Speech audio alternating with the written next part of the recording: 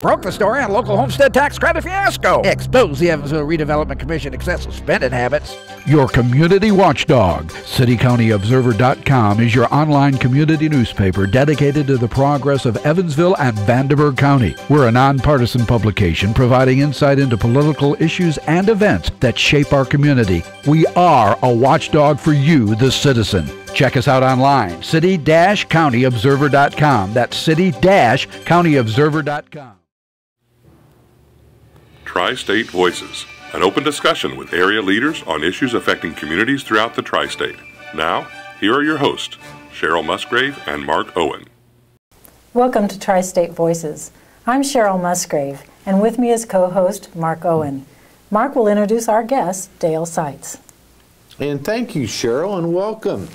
We enjoyed the opportunity to again come into your home and for it to share with you, I think, what's going to be an interesting program. Our guest today is Dale Seitz. Dale is from across the river over in Henderson and a proud Kentuckian. Dale is the president of Field and Main Bank and also the president and CEO of an organization called WARM. It stands for Women's Addiction Recovery Manor.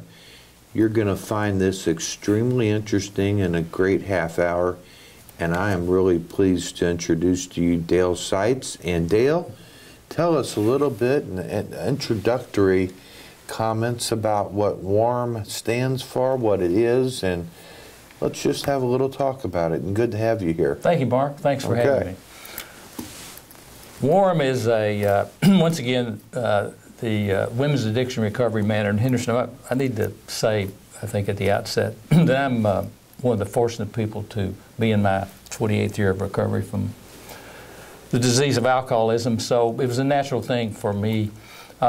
Some 10 years ago, a Republican governor in Kentucky, Ernie Fletcher, and a man by the name of Don Ball, who was a Henderson native and became a highly successful home builder throughout the country, conceived the idea of creating a recovery system in Kentucky. And at the time, I had a lot of things going on, and there is a physician in Henderson, Dr. Tom Logan, who had some property. A priest by the name of Father Ed Bradley had some interest in it, and asked me to get involved. And at that time, our business enterprise, much of it was out of the country, and so my wife got involved in terms of the planning and for the facility. But anyway, we signed on some 9 years ago. And so you signed on for this recovery center? We signed on for the recovery center. Okay. That's right. We signed on in order to help facilitate the creation of it. WARM, the acronym for the Women's Addiction Recovery Manor is WARM, and once again, WARM is a facility in Henderson, kind of an interesting funding model. Well, before we get to the funding model, tell me a little bit about your backstory. You know, Mark and I are deeply involved in politics, and so were you at one time. And in fact, it might have led to the situation where you recognized your own addiction. Tell us a little bit about the dabbling in presidential politics that you did after being elected to, was the school board? I was a school board member. I was chairman of the school board well, I was 29 years old, so I have to do the math. Well, we're all still 29, so that's not unusual. That's right, yeah. But anyway, my mother was interested in Democratic politics particularly, and I have maintained that tradition. Our family has. Well, I hope that you'll recover from that one day too. I don't think there's much hope. I don't think there's much hope, Cheryl. Anyway, I had in 1987, I guess, after being in politics a number of years is when my recovery started. But in 1975, I was in private business, and I happened to be president of the Chamber of Commerce in Henderson, and we were looking for a speaker for our annual dinner. And there was a young man from Plains, Georgia, who aspired to be president, and we had very little budget. And we called him and asked if he would speak at our annual dinner, and he said, yes, I'll do that if you'll provide me transportation and if I can stay in your home. So Jimmy Carter stayed in our home at Roberts, Kentucky, struck up a friendship quickly. We liked him very much. I ended up chairing his campaign in Kentucky both in 1976 and 1980. That must have been really, truly fascinating to work with a man who would become president and one who has devoted much of his life to community service. And I'll bet at the time you had no inkling that you would indeed be devoting much of your life to what is now helping young women recover from alcohol addiction. I had no idea, Cheryl, but my own addiction would eventually lead me to where I am now. So I was very much involved in the campaign of 1976, and even though I didn't take a government job, there was a lot of volunteer work, and it was a high stress, and I had, little did I know that because of personal characteristics that I have, that I would develop an addiction to alcohol. So in 1987, that was recognized by all those who knew me, and I went to rehab up in Minnesota to deal with my disease. You had to leave the state of Kentucky. I did. Go far, far away from your family. I did. So in 1987, I went to Hazelden and was one of the fortunate people to buy into that program pretty quickly, and it was apparent to me that my life was pretty much out of control, and some very deep-seated issues I had emerged, and so I fortunately, as we say, got the program pretty quickly, and came back with an extreme sense of gratitude for what I had been given, and wanted not only to rebuild my life, but least I could have done was, least I could do was to give back. So that's really what inspired, I think, our work at Warm and what we do. So tell me a little bit about. I've been there, so I know what it's like. But you actually built a facility. We did. We did. Warm is an interesting funding model. There's a man in Litchfield, Kentucky, by the name of Gary Watkins, who had an interest in recovery, but also had experience in low-income housing. And Gary, someone had to agree to guarantee the debt, and that was the first step. And he was a developer, a builder, and agreed to do that. The funding model is pretty simple. Our women, the capital to finance the structure was obtained through Boston Capital, in our case, securing investors through exchange for tax credits. Oh, so good. People invested through Boston Capital. So these are federal tax credits? They're federal tax credits, yeah. And so that built the building. When the women come in, they're eligible for housing benefits, low-income housing benefits. If they're low income. If they're low income. And again, that's a federal benefit. Well, they have to be low income in order to be eligible for the program. So that money flows in. Each room is an apartment, and we have a housing system that manages that. And so that pays the mortgage. And then we have a contract with the Kentucky Department of Corrections, where roughly 60 of our 125 beds are leased to them, and they send us people who are incarcerated for one reason or another. That's state funding. That is state funding. So you have already, you're blending state and federal funding. And federal funding. And the capital to start the program was private funding. Private funding. And then once again, these women are eligible for federal food stamps, and so we're able to create that eligibility through getting them a food stamp card. That food stamp card is, they go through a line, and it is swiped every 2 weeks, and that money from the Department of Agriculture flows into our funds. So that pays for the food. Right. So there's the mortgage, the food, and then the food cost is paid for once again through that food stamp program.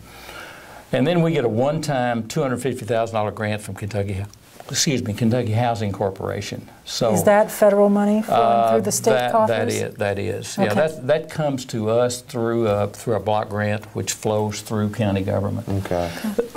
Excuse me. So the combination of those funding devices creates adequate funding in order for us to operate very successfully. And then we have money walking the door. We have our community, people in our community have been extremely generous. We don't have fundraisers as such, but there are people that recognize the need, since most families are touched by this disease Sure. in one way or another.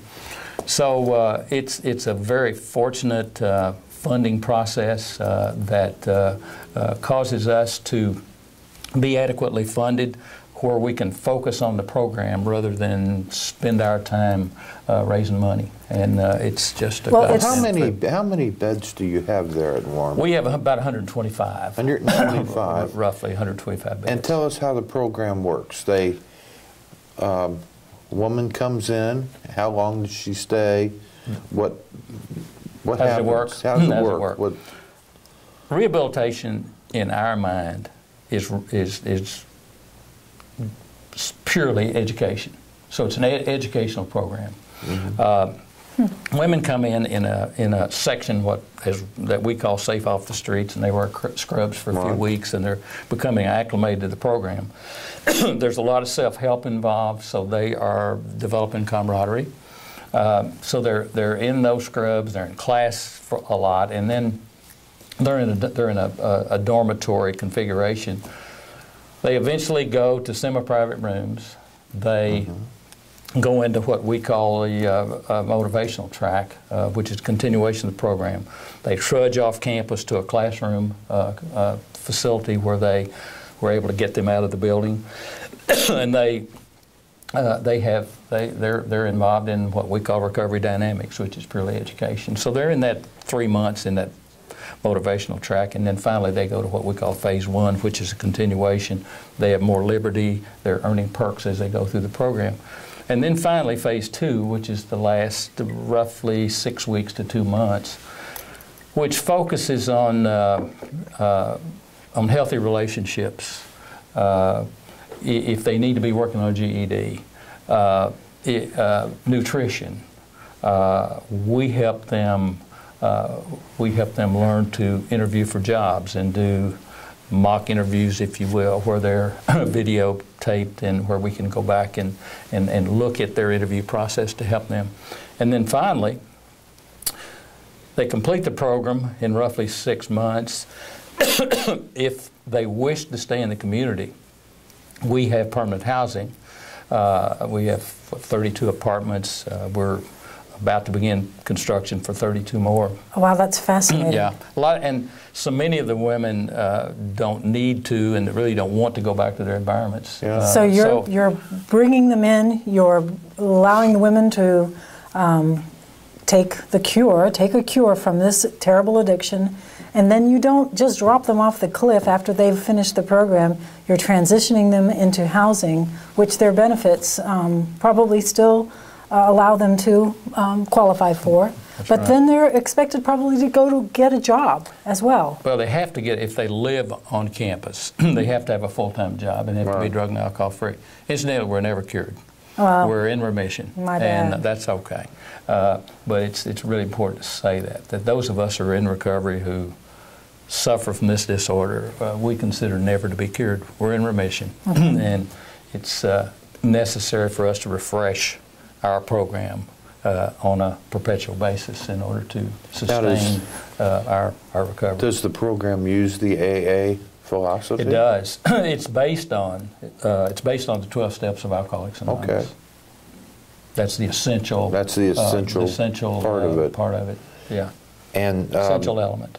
As I recall, the occupations, you've got people that have been lawyers, professors, all kind of occupations throughout the state. We do. We've had we had a woman who had a PhD who taught at a university.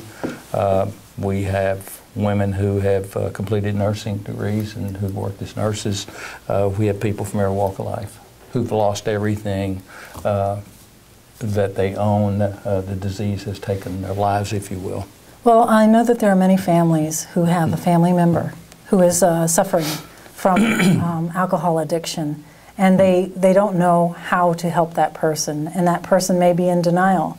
I know that you said that you were in denial for a long time, and it wasn't until you actually went to the addiction treatment center where you got a grip on what it was doing to you and how you were at the center of the problem. But for families who are struggling with somebody who hasn't reached that realization yet, what can we do to help them get to a program like yours? Well, those of us that, while we're in this active disease mode, we're characteristically very insecure people. We're people that want to blame our misfortunes on other people. We don't face reality. What we urge those to do who have loved ones or friends who are in the throes of this disease is to become proactive in terms of getting them to someone who can help, and it's usually a recovering person. We can relate to people in addiction in a better fashion than those who do not suffer from this disease. Get that loved one or friend to someone who is in recovery, who can communicate effectively to that person, because there are common denominators. I can talk to a person in addiction about my own lack of self-esteem, and which we believe we're pretty much wired that way when we come into this world, and it's pretty amazing that they identify with it quickly. Yes, that's me. So I would urge those who need help, who have loved ones who need help or friends who need help, get to someone. There are many people in AA who help and do what we do every day. So let somebody communicate that there is hope. There is a path to recovery. Dale, how long would someone be over at the Worm facility? The minimum, the maximum? It's not a 10-day program or a 30-day program, but it's more intense. And you know through basically experience, I guess, that it does take a while. It does. Short-term programs have proven to have a low rate of success. Our program is a 6-month program, and every element of that program is designed for a purpose. So the people that come in, and it's natural for us to want to we want to shortcut everything, as you know. Oh, yeah. We're very impatient people. And it's people come in and get feeling better, and they think, I have it made. I've had enough. They've been there 2 or 3 months, 4 months. And the people that do that and leave generally don't succeed in terms of sustaining long-term abstinence. So it's we think 6 months is an appropriate time, Steve, for the rehabilitation process. Well, Mark, excuse me. Tell me what your website address is. Excuse me, it's warmrecovery.com. Okay. Warmrecovery.com. And WARM does stand for Women's Addiction Recovery Manor. Women's Addiction Recovery Manor. That was an acronym that was, I think, developed at the breakfast table at our house many years ago. I think my wife came up with that. So it's only for women. Let me ask you about, I mean, it is for women. Let me ask you about the success rate. How do you judge it, or how do you, Okay. Recovery Kentucky has entered into an agreement with the University of Kentucky Research Center, which has done extensive research. And our success rate is about, 74, I think 75%. Well, 75% of our graduates are clean and sober after 1 year. That's outstanding. Pretty amazing. That is extremely amazing. Yeah. And of course, we said it was for women. It's the only one in Kentucky, right? No. No, they've added it? Yeah. We were the first one. Right. And we were asked to help model additional centers. We were sort of the guinea pig, if you will, and our system worked well, fortunately. There are, I think, 14 centers now. There are? In yeah, Kentucky? There's a in Kentucky. There's a men's center in Paducah. They range from Hazard in eastern Kentucky to Florence in northern Kentucky. There's a men's center once again in Paducah. In fact, our nonprofit is constructing a men's center in Bowling Green. And what about Indiana? Indiana has not. Well, Indiana has not developed that system. No. But we take women from Indiana. Okay. We take people who need our services, first come, first serve. And there's absolutely, I will say, there's no cost associated with it. Is there something standing in Indiana's way that we haven't adopted this model? You know, I don't know. I talked to a lot of people from Indiana that asked that same question, and I really can't answer that. It's so simple, it seems to us, that there's not another model like it that we know about in the country. We're very fortunate. It's one of those things, you know, not everything works as it should. Right. In its conceptual stage, Warm did, and it's it's financially stable, and once again the funding model is really neat, and it allows us again to focus on our constituents, focus on the women that are there rather than have to be out raising money all the time. And as I recall, that as your residents arrive, in addition to the other treatment modalities that they're involved in, they do they have chores and they have duties. They do. You put them to work, and they do. They help the facility operate. Yeah, they take care of the place. Yeah. They meet in community 3 days a week. Excuse me, and in the community process, which kind of regulates the system, if a girl is, or one of our clients, I should say, is misbehaving in some way, clients will hold her accountable. Mm-hmm. That's good. And the accountability piece is really interesting because there's as much concern for condoning a misdeed as it is performing a misdeed. So it's the system works well. But in community, at least once a month, the community meets every 2 weeks, no, 3 times a week, but every 2 weeks they elect a ground supervisor, a kitchen supervisor, house cleaning supervisor, a laundry supervisor, and then our staff appoints staff members from the population to those respective groups, and so it's giving them some management experience. But the neat thing about it, and I hope you noticed when you were there, it's pretty immaculate. Oh, we require that. Matter of fact, if you didn't know better, you'd think you were pulling up to a Marriott hotel or I mean, it's a very nice facility. And of course, you talked about the steps going through. By the time you get to the final step, your room is pretty darn nice, isn't it? Really is. It is. It really is. So they go from that dorm to a semi-private room, which is, and we're.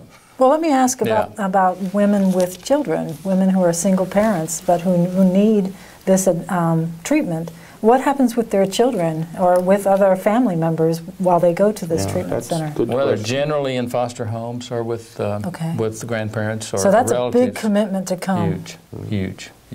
Now, once they finish, if they elect to stay in the community, if they have a full-time job, and once again, if they remain drug and alcohol free, they can live in our permanent housing component. That's great. And there's a neat aspect of that. I mean,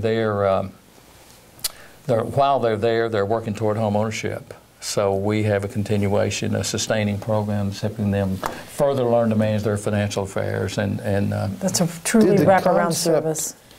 Did part of the concept help through the Hazleton network? Or I don't think so. No, I don't think so. Because Hazleton has a reputation as Karen in Pennsylvania is the one that we have used in recent years. But I don't think so. Once again, this kind of grew out of Kentucky Housing Corporation, which is low-income housing. From the state level, it grew out of that? Yeah, it did. Okay, so it wasn't Henderson locally grown idea, even though you were the champion for it. We were the first. Okay. And we were the first Recovery Kentucky model. And, but the truth is, they needed the Dell sites to make it successful. No kidding. They really did. That's an exaggeration. They needed the Dell sites to make it successful because your leadership. Well, thank you. I appreciate you saying that. And really, the wealth of background that you had and the network you had, I think, helped bring all those people together to help come up with the money and the structure? And well, there was a lot of collaboration from some very, very generous, caring, wonderful people, and that continues today. There's nothing that we need that we don't have. Wow. There are people who step up. Everything from transportation to whatever we need, it's there, because I think the success pretty much creates that confidence in people who have the capacity to help us in one way or the other. You know, the community, the churches, car dealers, retailers, school system, college, on and on. It's just it's one of those community endeavors where there has not been any opposition from the very beginning. People embraced it from day one, which I think says a lot about our community. That has not always been the case through the creation of the Recovery Kentucky system. But I will say the people in Henderson, once again from the very beginning, embraced it. And you know, the idea of 100 addicted women coming into the community could have been sure. distasteful to some communities, but our community. I can almost hear the zoning appeals board fight now. You can in most cases. You know, we're building our center in Bowling Green. It was not as smooth, but anything we need in Henderson we get, and it's pretty amazing. You kind of passed over the trudging quickly, but that's yeah. That's kind of a big deal, isn't it? It's pretty neat. They walk about half to 3/4 of a mile to a classroom. And that's after called breakfast. trudging. That's trudging. Yeah, it's walking with a purpose. Okay. So they walk to that classroom, and they have 2 or 3 hours of really intense study and academic work. Who teaches these classes? We have a staff. We have a staff, most of whom are recovering people, some of whom are graduates of WARM, some of whom came from similar programs. So they're not being taught down to. They're being taught by people who came from where they're at right now. Exactly. Right. Who have empathy, who understand, right. Who have some really innate insight into how addicted people are wired, and we're wired in a different fashion. I mean, it's unbelievable. What's the future? I mean, what's ahead for when looking ahead here? For WARM? Mm-hmm. Well, we're building. We need more permanent housing because so many of the women. I think this is really a godsend. So many of the women don't want to go back to their environments, and they're urged not to. Right. And so more permanent housing.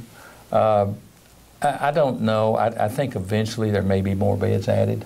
I'm not sure. I mean, this model really works with 125 beds, but there's such a demand that we may consider adding more beds at some point. But well, you talk about demand. Is there a waiting list? There's I don't know how many's on it today, but it's a long waiting list. About a year, maybe? I would say pretty close. That says that there's a need for more of these centers. Yeah. And perhaps maybe even in Indiana. Well, it's been a wonderful session talking with you. Thank you very much for coming and sharing this with us. Thanks for having me. I've enjoyed it. And it's great to see you again and visit with you. Always. Thank you. And we thank the viewers. This has been an extremely interesting program. We think and we hope you enjoyed it as much as we did.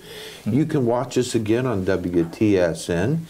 Both on cable and on live TV. Thank you very much. We'll see you again soon.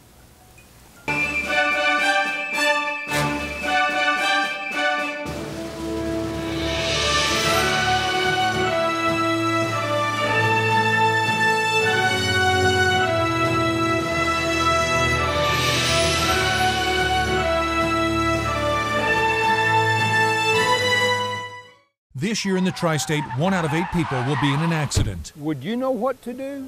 Pain and suffering, lost time if you're working.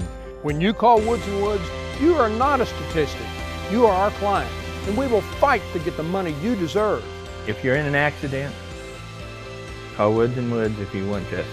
If you've been injured, call 1-800-544-2108. Let Woods & Woods work for you. You don't owe us a dime unless we win your case.